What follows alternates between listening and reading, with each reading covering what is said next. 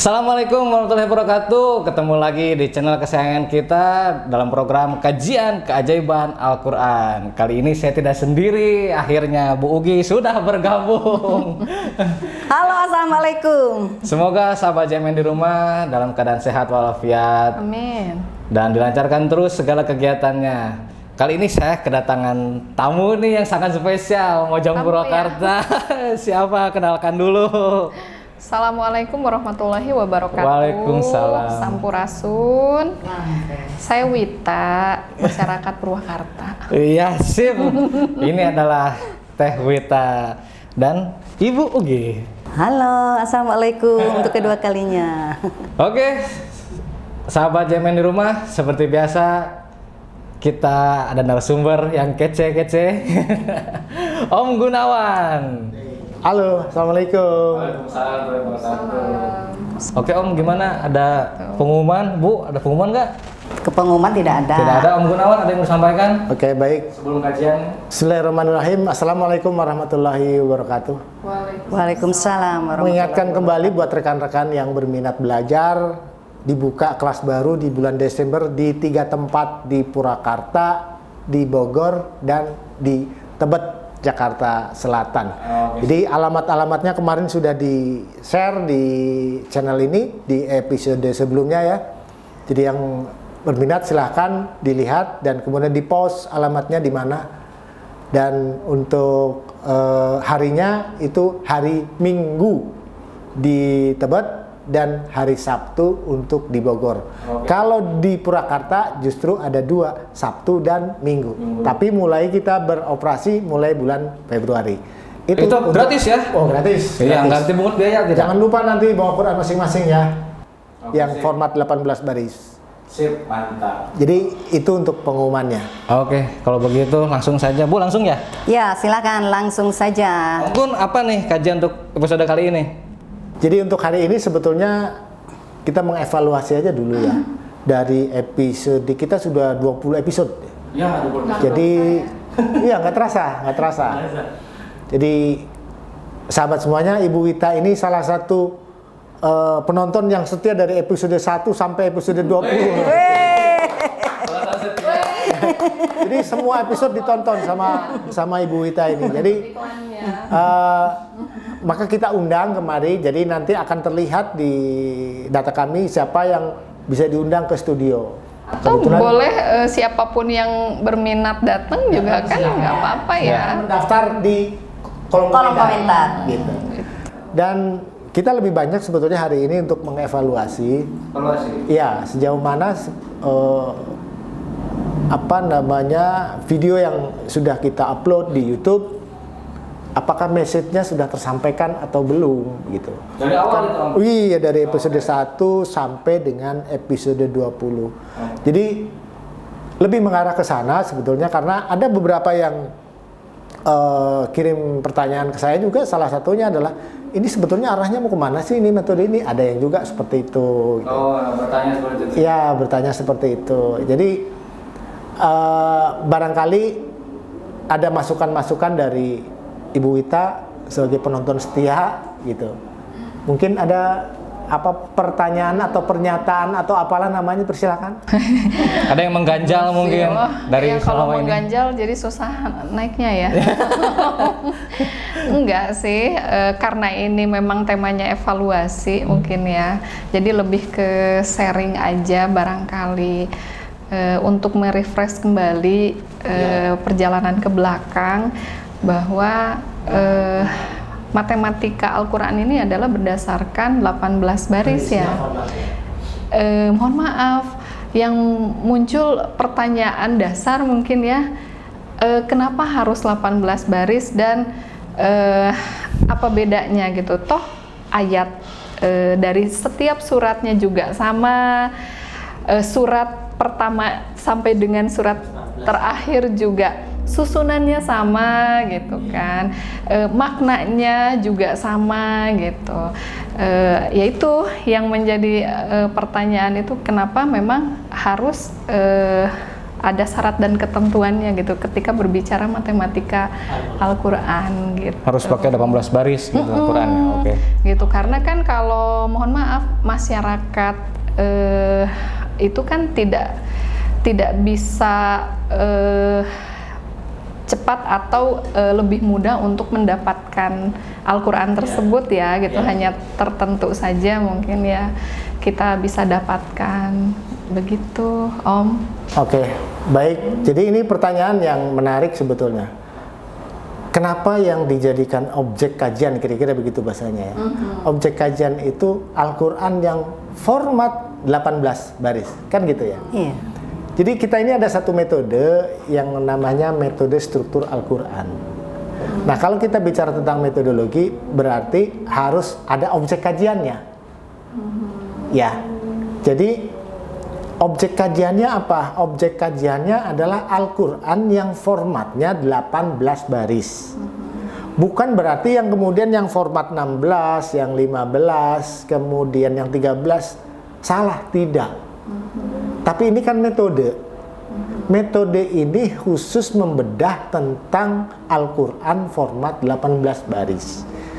Pertanyaannya kenapa 18 baris? Kan gitu ya? Oke, baik. Jadi kalau pertanyaannya kenapa dari 18 baris, ada beberapa argumentasi yang bisa saya kemukakan di sini. Nah, jadi tentang objek kajian yang 18 baris itu bisa kita dijelaskan sebetulnya secara logis bahwa kenapa di Al-Qur'an, ini Al-Qur'an yang mana saja ya, bukan hanya yang 18 baris, tapi di seluruh Al-Qur'an ada yang namanya tanda ruku. Tahu ya tanda ruku ya? Tahu nggak? Yeah. Nah, oke. Sekarang kalau tanda ruku itu simbolnya kan ain.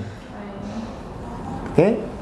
Dan ini selalu ada di Al-Qur'an yang 18 baris, yang 16 baris maupun yang 15, ini selalu ada. Di setiap Al-Qur'an. Ya, di setiap Al-Qur'an. Nah, tanda ruku ini ada di tepinya. Kalau yang di sebelah sini berarti ada di sini kan? Oke ya. Nah, ini selalu ada. Nah, pertanyaannya adalah kenapa yang dipergunakan adalah tanda ain atau huruf ain, bukan huruf-huruf yang lain. Karena tanda ain ini atau huruf ain itu adalah huruf ke-18. Coba buktikan. Oke ya. Alif, ba, ta, sa, jim, ha, ho, dal, ro, zai, sin, shin, sod, dot, to, do, ain. Oke, ya, ini adalah huruf ke-18.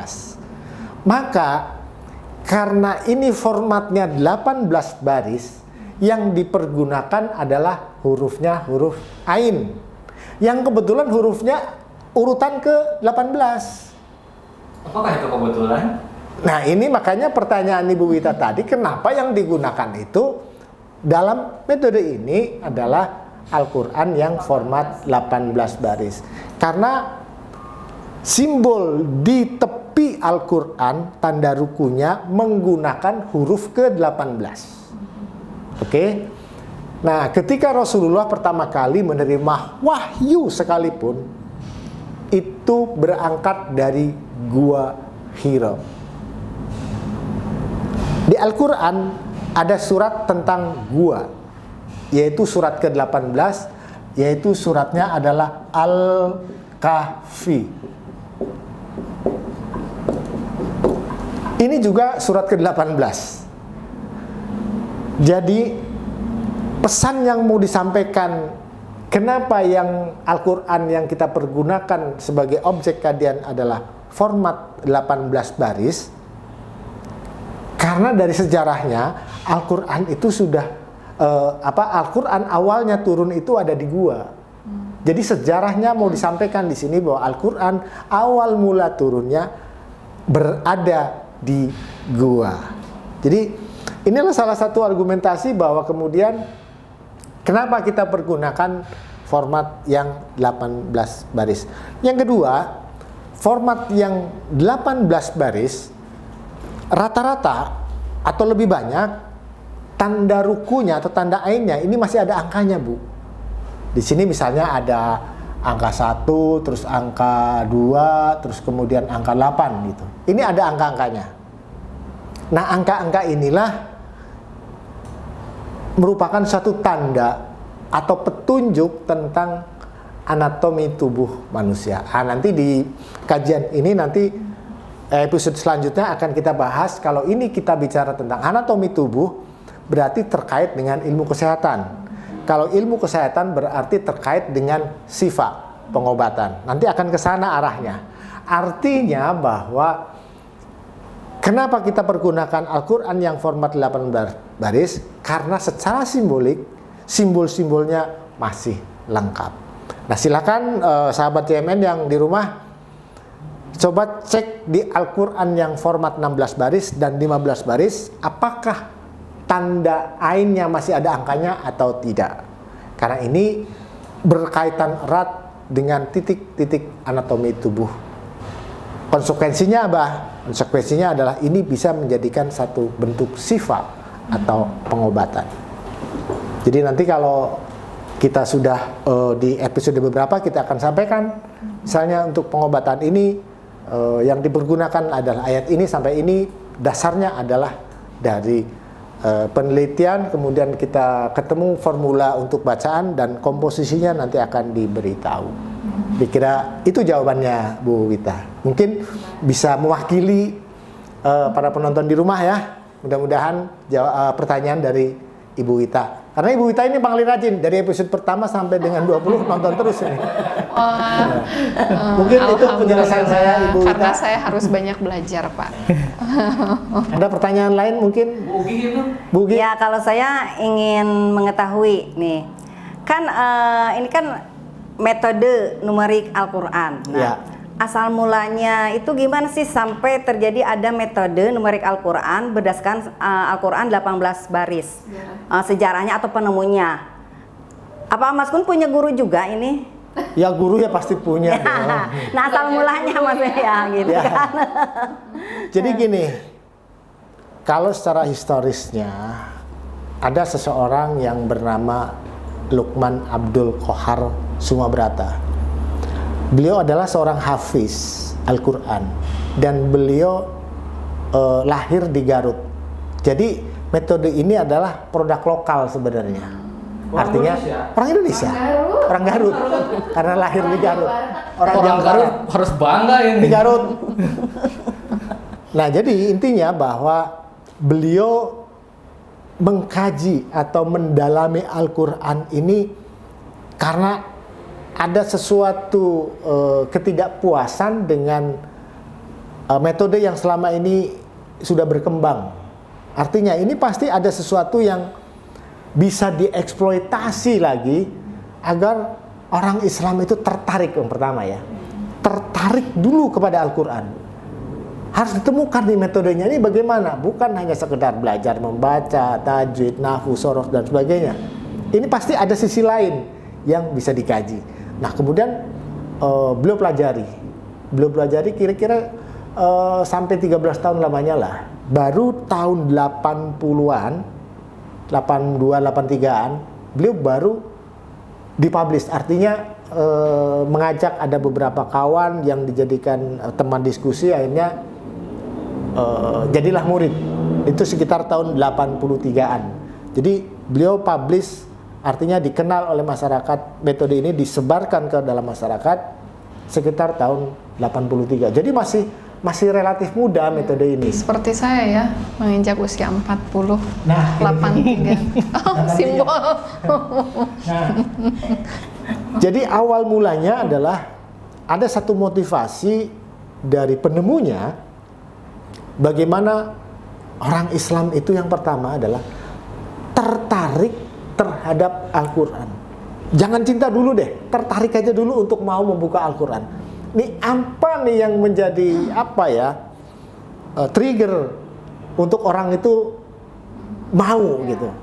Penasaran Al-Quran banget. itu adalah magnet untuk Magnet, kita betul. ya. Iya. Betul. Jadi Nah, kemudian ketertarikan. belum pelajari. Nah, ketemulah metode ini. Nah kebetulan saya bersyukur dan saya sangat beruntung ketemu langsung dengan penemunya, ketemu langsung dengan gurunya, dan saya belajar kepada beliau. Sebetulnya ketemu awal tahun 88 saya di Jogja, karena waktu itu saya masih kuliah di Jogja, saya ketemu beliau. Nah baru tahun 89 saya mondok dalam tanda kutip di Jakarta. Belajar sama dia, Om. Langsung saya belajar, karena waktu itu saya masih kuliah dan saya selesai kuliah tahun 89 akhir gitu ya, pertengahan, di November saya wisuda, habis November saya langsung ke Jakarta. Jadi saya masih ingat betul peristiwanya ketika saya harus ke Jakarta. Nah sampai kira-kira tahun 94 saya belajar metode ini, jadi tahun 89 ya kira-kira 5 tahunan lah, cukup lama. 6 tahun ya. 5 tahun lah. Jadi sebenarnya bukan persoalan sebentar atau lama, ya. tapi bagaimana kita serius di dalam belajar, Iya. Oh iya. gitu ya. Betul, Nah, betul. konsekuensinya ketika kita mempelajari sesuatu, memang kita harus istiqomah. Konsekuensinya itu apapun yang kita pelajari, apapun ya yang kita pelajari, kita harus selalu istiqomah. Tong bosanannya. Ya, jangan bosenan. Tapi ketika di perjalanan kita kemudian ada kendala-kendala, kebingungan, itu biasalah, itu hal biasa.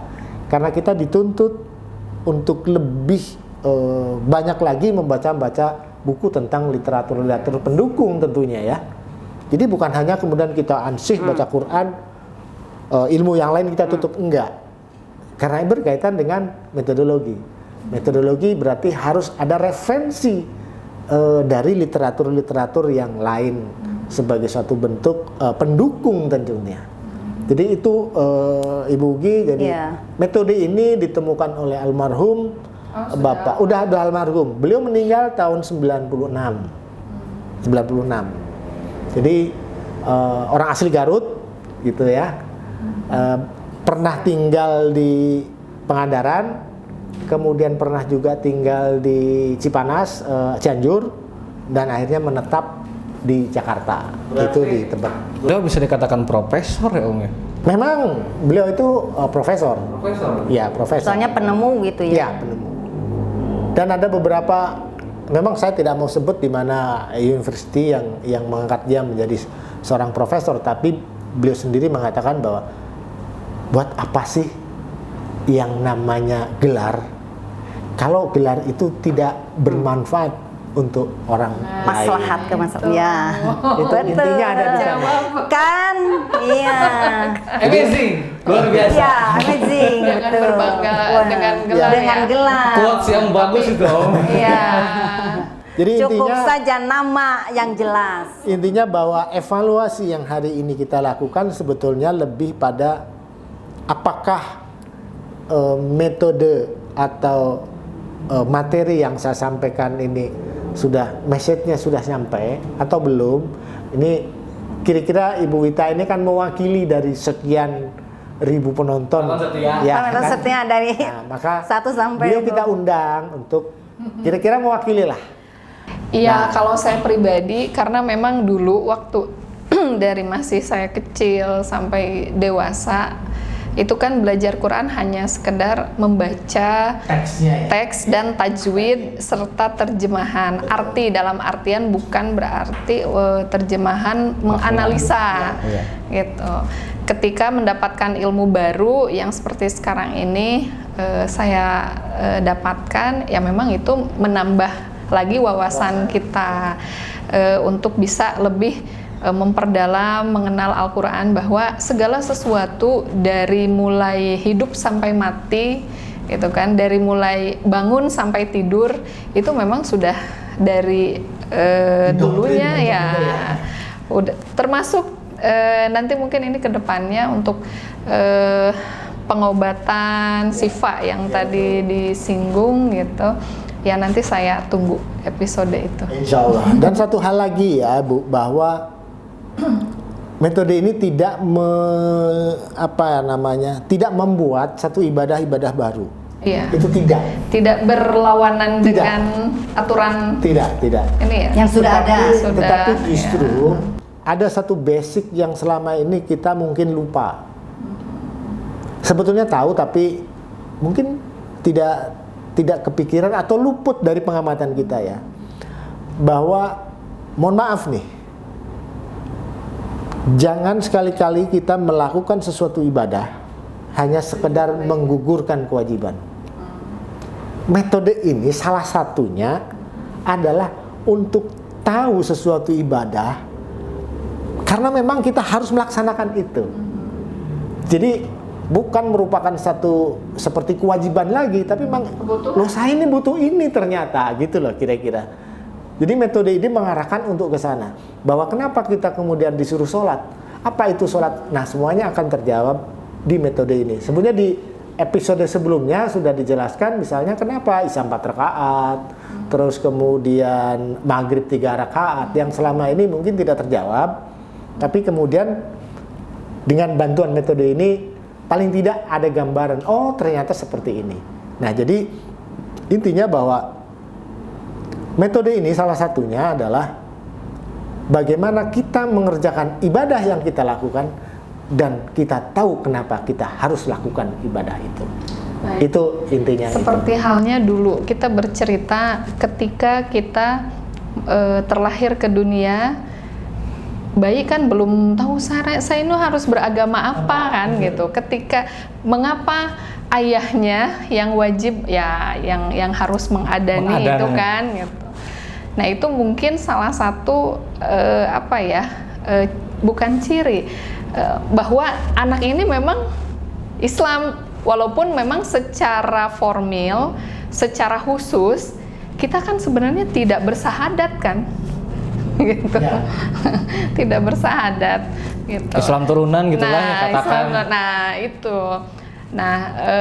Nah itu jadi ya kembali lagi mungkin ke ya asal muasalnya bahwa memang ketika kita mengerjakan sholat ya bukan hanya formalitas saja gitu kan, ya ikut-ikutan orang tua, walaupun dari bayi sudah diperdengarkan dengan azan gitu, tapi bukan berarti ya kita ya memang otomatis mungkin ya udah menjadi itu ikut-ikutan azan. Setelah itu ya bertahap belajar agama gitu kan, dan memang rata-rata yang diajarkan kan memang secara umum ya gitu, secara umum yang mengaji gitu kan, pupujian gitu, dulu mah ada istilah pupujian, sholawatan gitu.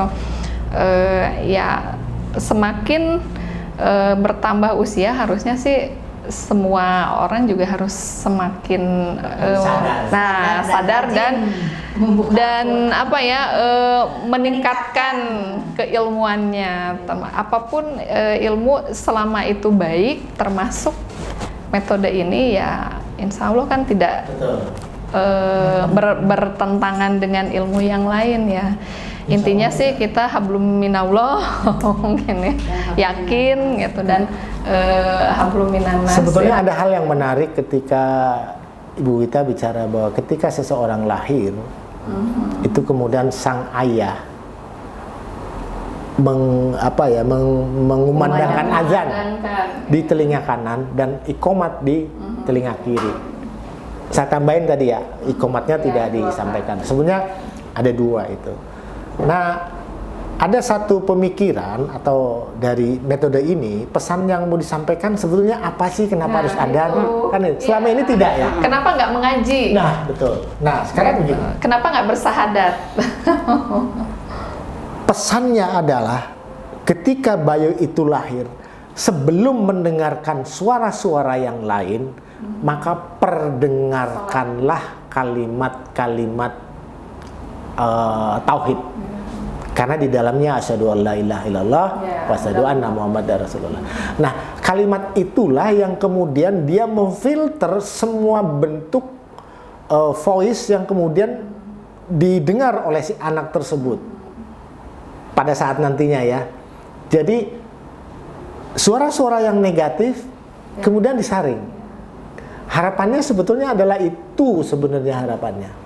Maka ya berbahagialah bagi bayi-bayi yang orang tuanya itu memberikan azan di telinga kanan dan iqomat di telinga kiri. Jadi itu apa sebagai filter untuk meredam suara-suara yang kasar misalnya.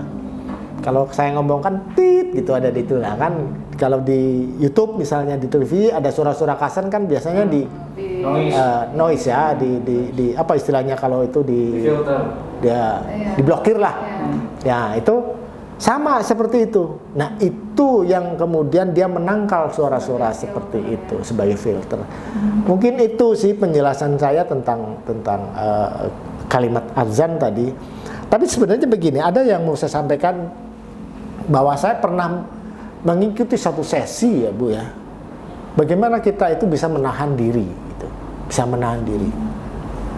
Saya ini kan lebih banyak kerjanya ngomong.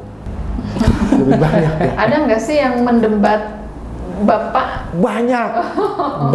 Termasuk saya tadi ya? Enggak, kalau ini lebih banyak diskusi. Iya, diskusi. Jadi ini sebetulnya sangat terbuka terhadap satu kritikan.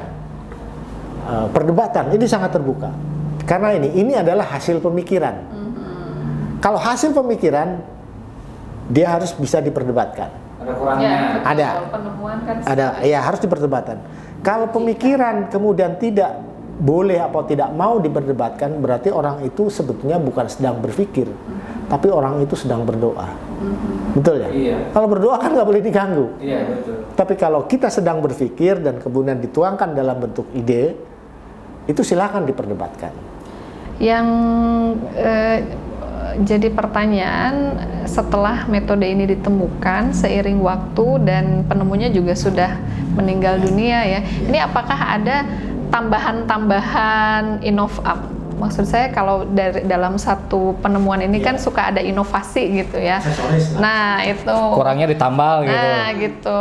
Apakah ada penemuan yang baru gitu untuk menambahkan metode ini gitu? Jadi metode ini awalnya adalah itu tadi ya, motivasi utama sebetulnya bagaimana kita itu tertarik kepada Al-Quran, orang Islam terutama ya. Yang kemudian yang kedua adalah bagaimana kita tahu sesuatu ibadah yang kita lakukan. Kita harus tahu kenapa kita melakukan itu. Yang ketiga adalah siapa diri kita ini sebenarnya. Itu di metode ini. Tapi kemudian setelah kesini itu ditemukan bahwa manusia itu punya satu ritme atau grafik di dalam hidupnya. Misalnya Ibu Wita lahir tanggal sekian, bulan sekian, tahun sekian. Itu nanti bisa terlihat grafiknya tuh. Grafik emosionalnya seperti apa, terus warzukninya seperti apa, itu terlihat grafiknya, akan terlihat. Itu kalau biografik namanya, karena itu grafik yang hidup kan, grafik itu hidup untuk kita. Itu ada ketemu seperti itu. Nah kemudian yang dulu almarhum tidak mengajarkan tentang itu. Jadi metode ini selalu berkembang. Terus kemudian misalnya menganalisis suatu gejala alam, apa namanya fenomena alam misalnya. Ini kalau ada alam seperti ini mau bagaimana? Sekarang ya mari kita coba analisis fenomena alam ini kita sekarang apa sih fenomenanya? Contoh gempa lah. Banjir. Apa tuh? Yang lain gitu. Oh, yang lain. Lato-lato. Oh iya, Oh, iya. betul, lato-lato. Perubahan itu kan mainan saya dulu kecil sebenarnya ya. Aku juga ngalamin itu. Sekarang tren lagi gitu. Iya, kan Ini- perputaran itu kan. Ini fenomena apa sebenarnya? Jadi kalau Dari kita mana asal muasalnya lato ya? Itu. saya tidak tahu itu dari mana. Tapi yang jelas fenomena Sama itu saja. sekarang tren lagi dan ada lagi. Dan ternyata di luar negeri tidak, cuma di Indonesia gitu. Iya, enggak, Itu udah aneh, dilarang gitu ya. katanya. Malah di luar negeri sudah dilarang mainan itu. Resiko. Kalau kita analisis bahwa lato-lato itu mengadu dua benda. Ada dua benda yang diadu dan kemudian ada yang mengadu. Artinya ada pelakunya. Yang mengadu pelakunya itu ketawa-ketawa, yang diadu senang-senang juga karena dia bunyi tak tak tak tak tak tak. Secara tidak langsung gambarannya adalah masyarakat kita itu seperti itu. Kita yang diadu juga ketawa-ketawa, yang mengadu juga tepuk tangan. Kira-kira begitu analisis. Luar Tapi itu biasa. bagi orang-orang yang bisa, yang Iya, khusus. iya, Kayak saya makanya. nggak bisa-bisa Pak Ustadz. Nah, itu bagian yang diadu. Oh gitu. bagian yang diambil. Itu yang ketawa-ketawa lucu ya. Jadi saya ada emosian. Sampai ada Nggak turnamennya bisa. itu Oh iya, sampai jadi olahraga ya. Kita diajarkan untuk menganalisis satu fenomena alam dengan Al-Quran. Ada berapa banyak fenomena yang kita analisis, kemudian ternyata alam ini sedang menginformasikan kepada kita tentang ini. Kan itu ada signal dari alam untuk kita, karena kita memiliki satu instrumen yang paling lengkap dibanding makhluk yang lain. Maka logikanya kita mampu survive dibanding yang lain. Dan mohon maaf, berbicara fenomena ini ya, saya sering mendengar atau membaca berita terkait tanda-tanda kiamat ya. Mohon maaf, orang paling takut sebenarnya jujur, karena memang kita juga nggak tahu ya usia siapa yang tahu gitu. Tapi yang jelas orang pasti takut mati. Siapa? Ada ketakutan. Ketakutannya bukan takut mati, tapi takut belum bisa membawa apa-apa gitu ketika setelah meninggal. Nah ini mungkin metode ini bisa jadi daya tarik, kan harus ada ketertarikan, daya tarik orang supaya bisa mengingatkan Mempunyai bahwa bekal, tanda-tanda, ya. nah itu Iya, bahwa betul. tanda-tanda itu sudah terlihat. Mohon maaf, sekarang kan peningkatan orang berhubungan satu jenis gitu kan. LGBT.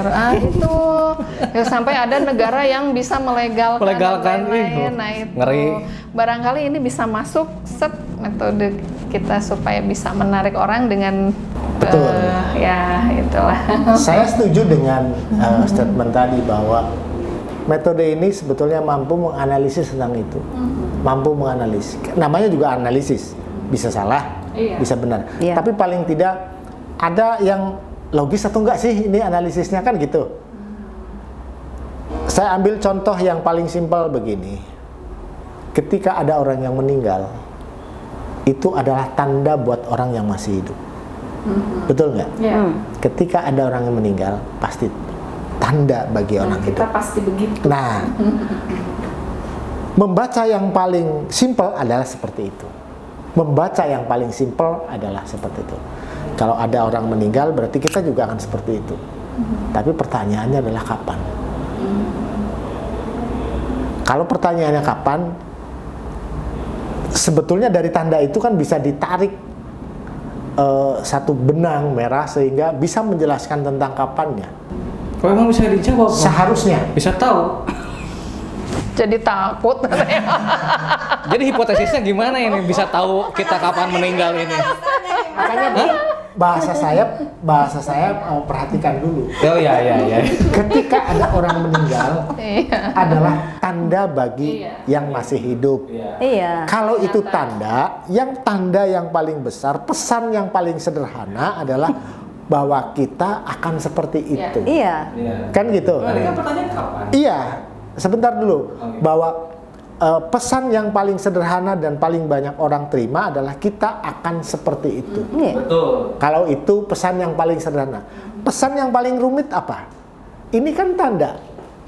Kalau ini merupakan tanda bahwa itu orang mati adalah tanda yang bagi hidup, maka kapan saya? Nah, kalau kapan saya, anggap saja besok. Ya. Kan gitu. Kan Rasulullah mengatakan begitu. Maka beribadahlah kamu seolah-olah akan mati besok. Kan gitu. Jadi itu yang memotivasi sebetulnya. Tapi itu nanti kalau di offline kita bahas tentang itu. Ini karena Kita panjang panjang sekali ya pembahasannya. sekarang ya. Iya. Panjang sekali pembahasannya. Ger, gimana ini sepertinya Itu baru waktunya? satu Tapi tanda. memang betul. Kadang Tanda-tanda ustadz-ustadz di yang masjid lainnya. di perumahan juga bilang, anggaplah kita sholat terakhir, kata dia. Ada satu peristiwa ketika Rasulullah ditanya oleh seorang sahabat, "Ya Rasulullah, apa tanda-tanda saya mau meninggal? Sudah dekat ajal saya." Kata Rasulullah, "Ketika kepalamu tumbuh uban." Aduh, saya udah mulai ubanan nih. Alhamdulillah saya belum Pak Ustadz. Aduh, saya udah mulai ubanan ini gimana, Bu? Udah ya banyak ya Bu. Jadi kita terjebak kepada kata-kata mati sebetulnya. Iya. Tapi seharusnya perhatikan pertanyaan dari sang sahabat tadi. Apa tanda-tanda saya bahwa kematian saya sudah mendekat? Jadi dijawab lagi sama Rasulullah, ketika di kepalamu rambut sudah tumbuh uban, itulah tanda-tanda sudah mendekat. Logikanya, sekarang logikanya begini, kita kematian itu semakin menjauh atau semakin mendekat? Sudah, itu jawabannya simpel sebenarnya. Bisa kita hindari ya. Nggak bisa dihindari. Gimana ini Ger? Waktunya, durasinya masih ada. Masih ada Bu belasan? Oh, ya. Nah, jadi kan kalau tentang kembali lagi tentang evaluasi ini jadi Iya, jadi bagaimana? balik jadi Nah, Artinya- ketika berbicara ajal sudah dekat, ya itu, saya mendengar cerita orang gitu, bahwa sebenarnya orang meninggal itu kalau kita tarik ke belakang itu 40 hari sebelum Oh, meninggal itu sudah ada Udah lama. pertanda gitu bahwa orang itu akan meninggal. Betul tidak itu? Atau memang hanya ya itu untuk sekedar warning ke kita bahwa nah harus selalu dekat gitu. Sebetulnya tanda-tanda itu sudah ada. Hanya kita tahu nggak tanda-tanda itu. Soalnya Itu tetangga saya begini, pagi ketemu, siang masih sepedahan, sore ada kabar meninggal dunia. Ya. Nah itu, jadi kan nggak, kita kagetnya benar-benar Jadi kaget. begini Bu Wita, di dalam hidup ini ada yang bisa kita planning dengan bagus, perencanaan yang bagus, kita analisa dengan bagus. Tapi di dalam hidup ini akan selalu ada sesuatu misteri. Biarlah yang misteri tetap menjadi misteri, karena itu adalah bagian daripada keimanan kita. Betul ya? Jadi biarkan suatu misteri itu, jadikanlah misteri, karena itu bisa menambah keindahan keimanan kita. tapi misteri itu bisa dikaji melalui metode ini. Sangat bisa, Sangat bisa. asal jelas rujukannya, Oh iya, asal jelas rujukannya. Jangan kemudian rujukannya nggak kemana-mana, nggak jelas. Metodologinya jelas, rujukannya jelas, semuanya bisa. Kenapa tidak bisa? Bisa, sangat bisa. Gimana, Bu Ugi? Satu lagi pertanyaan. Boleh. Oh, jadi memanas sih. Iya. Bukan memanas, jadi Jadi kan seru. tadi konsepnya itu ya, bukan konsepnya mengulas sampai ke ini ya, tanda-tanda kematian ya. Jadi, ini kembali lagi ke perjalanan dalam mencari keilmuan lah ya.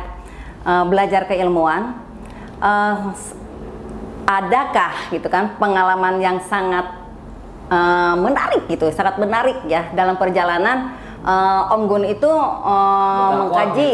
mengkaji keilmuan ini gitu kan, yang sangat menarik gitu dari kesekian Iya. ini. Buat saya terlalu banyak yang menarik sebenarnya. Satu aja. Artinya begini, ini tidak bisa menjadi satu ukuran. Karena ini pengalaman subjektif kan. Jadi apakah ini kemudian bisa menjadi suatu objektif atau tidak? Karena saya takut kemudian akan menjadi ukuran juga untuk orang lain. Nah, ini kan kayak semacam testimoni Iya. kan maksudnya ya. Iya. Jadi begini, ada satu hal yang membuat saya itu sangat yakin tentang ketika seseorang membaca Al-Quran kemudian dimudahkan. Yang pertama adalah saya itu paling mudah menganalisis sesuatu, dan analisis itu lebih banyak logisnya daripada tidak logisnya. Jadi saya tidak mengatakan analisa saya benar, tapi ketika saya menganalisis sesuatu, saya gampang sekali loh. Oh ini begini, gampang. Jadi kalau kita ibarat main catur itu sudah tahu ini langkahnya mau ke sini, kira-kira begitu Bu. Itu yang pertama. Jadi yang pertama adalah saya dimudahkan untuk selalu mudah berpikir, mudah artinya secara pikiran tidak buntu gitu ya, tidak ruwet, selalu enteng gitu. Kalau kata orang Sunda nggak rudet. Ya nggak rudet lah kira-kira gitu. Rungsing, ya. Jadi selalu fresh saja perasaan gitu ya. Jadi enak saja. Oh ini begini gitu. Nah terus yang kemudian yang kedua adalah semenjak tahun 93 antara 93 94 sampai sekarang saya tidak pernah minum obat. Obat. Tidak pernah minum obat apa saja. Kecuali herbal gitu ya. Kalau herbal kan bukan obat Medis gitu. medis, obat Iya. medis ya. Maksudnya obat medis. Obat Kecuali kimia, vaksin, Bu. obat Ya, kimia obat maksudnya. kimia. Kecuali vaksin kemarin karena Oh, divaksin Iya, juga. karena vaksin. Karena kalau nggak vaksin saya nggak bisa kemana-mana. Ya, itu syarat untuk Puyeng juga kemana-mana. saya kemarin waktu nggak vaksin kan. Nah itu hanya itu. Jadi dari tahun 93, ya 93, 94 lah antara tahun itu. Sampai sekarang. Sampai hari ini. Nggak pernah saya minum obat. Tidur, istirahat. Saya perbanyak istirahat. Kalau misalnya flu justru saya pakai olahraga. Pokoknya yang penting keringat keluar. Entah jalan kemana, lari kemana gitu. Karena flu sebetulnya adalah karena daya tahan tubuh menurun. Semua Intinya juga cuman penyakit Iya. kuncinya di daya tahan Jadi tubuh, kalau kita ya. kemudian sehat, seger kembali, kalau flu paling gampang kalau saya begitu. Jadi itu. Apakah ini kemudian imbas dari saya membaca Al-Quran? Insya Allah. Jadi tidak bukan sesuatu. Iya. Jadi saya meyakini sekali bahwa unsur Al-Quran sifatnya itu ada gitu. Karena ketika kita membaca Al-Quran, Al-Quran menggerakkan sel-sel tubuh manusia sehingga kemudian regenerasi selnya itu terjadi dengan baik. Jadi gampangnya adalah Al-Quran menstimulan tubuh kita, merangsang tubuh kita untuk metabolismenya itu supaya tetap normal. Kira-kira itu Iya, Bu. iya. Dari sekian banyak pengalaman yang mungkin kalau dibilang ada pengalaman teman-teman yang lebih ekstrim, kalau saya tidak ada. Karena mungkin saya terlalu banyak logika, maka apa betul selalu begitu. Bertanya. Jadi saya mungkin orang yang kategori orang yang tidak terlalu cepat percaya, tapi harus kita analisis Dibuktikan, terlebih ya. dahulu. Betul. Makanya saya bukan orang yang pinter, bukan orang yang cerdas. Karena itu saya berusaha untuk mencerdaskan diri gimana caranya gitu. Iya. Kira-kira begitu sih, Bu. Iya. Mungkin ada yang lain atau ada tambahan Bu Wita untuk rekan-rekan yang lain gitu. Kalau saya sih sederhana saja, selama kita masih hidup ya teruslah belajar dan mencari ilmu untuk kebaikan kita sendiri khususnya itu, dan menebarkan ilmu tersebut untuk kebaikan orang lain. Itu Berbagi kebahagiaan ya. Iya, harus Iya, bahagia. betul. Termasuk punten kalau sekiranya memang dianggap itu ajarannya kurang baik, asal kita punya filter, punya keyakinan, tidak gampang goyang, tidak mudah terintervensi oleh apapun, ya kenapa tidak kalau kita untuk menerima informasinya. Jadi jangan dulu menutup pintu Buka sebelum mindsetnya ya. kita tahu gitu Iya. kedalamannya seperti apa. Kembali lagi ke diri kita sendiri sih sebenarnya. Ya artinya sahabat Yemen semuanya apa yang dikatakan Bu Wita itu benar, tapi saya sederhanakan bahasanya. Ketika Anda belajar sesuatu, maka kosongkanlah dulu ilmu-ilmu yang Anda miliki, simpan dulu. Iya. Baru dengarkan dulu, karena yang paling sulit adalah mendengarkan. Karena mendengarkan itu butuh satu kesabaran. Betul. Kira-kira gitu ya. Dan itu kesabaran itu bagian dari kita mendapatkan pahala ya. Insya Allah. Insya Allah. Iya, bukan hanya mengaji saja gitu, tapi dengan sabar pun insya Allah akan berkah dan mendapatkan pahala itu ya. Jadi Mudah-mudahan. begitu sahabat Yemen. Jangan lupa bertadarus terus tuh kata Ibu Wita. Atau ada pesan-pesan untuk teman-teman di Semuanya yang yang di, nonton. di Bogor, di Bandung, di Purwakarta, kemudian di Aceh barangkali. Silakan Ibu, ada pesan-pesan yang mau Saya disampaikan. saja ini dari Iya. tadi Iya. Ibu. Ya, silakan. Ya silakan. Kalau saya dari tadi sudah banyak menyampaikan, tapi intinya jangan terhenti untuk menonton acara ini. Itu saja. Silakan. Ini bagus dan sangat bermanfaat. Iya, gitu. Diambil baiknya. Kalau memang ini ada ketidakbaikan, bukan untuk dikonsumsi, cukup berhenti di kita saja. Tapi saya rasa tidak ada ketidakbaikan, semuanya alhamdulillah menambah ilmu, meningkatkan wawasan kita, dan jangan lupa like, subscribe, terus menonton, share video ini, tebar kebaikan untuk semuanya. Gitu. Oke. Kalau ada yang nggak ngerti, tanyakan di komen. Iya. Untuk bertanya ya gitu. Silakan. Udah Jadi saja. mungkin evaluasi untuk kali ini sahabat JMN semuanya sudah, silahkan kepada Giri untuk dilanjutkan, ditutup. Oke, terima kasih Om Gun. Luar biasa sekali perbincangan kita untuk episode kali ini. Bu, gimana? Rame ya. Kurang ya?